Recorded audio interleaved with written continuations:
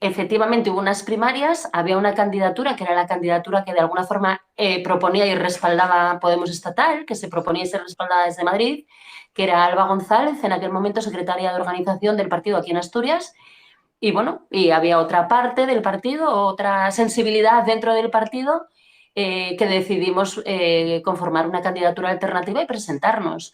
Yo siempre digo lo mismo, ¿eh? Esta candidatura no es Coba Tomé, que yo la encabezo, sino que es mucha más gente. Sí. Conmigo está Sunelipe, que yo creo que cualquier asturiano conoce a Sunelipe, cantante de Disebra, un tipo que lleva luchando no solamente por el asturiano y el asturianismo, sino por Asturias desde hace muchísimo tiempo. Laura Tuero, concejal de Sesión, y que es una mujer maravillosa que viene del mundo del deporte, también con un bagaje estupendo. Y bueno, Jorge Fernández, compañero de profesión, también médico. Y te menciono los cuatro primeros por no petar todo Sí.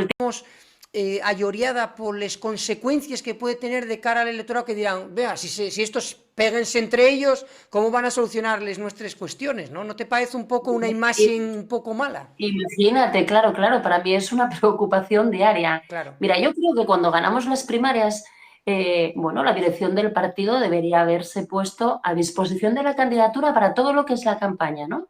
En cuanto a recursos humanos, pues la gente de comunicación del partido, lo lógico sería que en este momento estuviera siguiendo los sitios a los que yo voy, las reuniones que hago, en las manifestaciones en las que participamos, los conflictos laborales en los que estamos, todas esas cosas que hicimos siempre, por cierto, pero que ahora, pues lo lógico es visibilizarlas de cara a la campaña para mayo. Y lo normal sería que en este momento, pues eso, la gente de comunicación del partido estuviese en esto, en las redes sociales se diera publicidad a todos estos movimientos.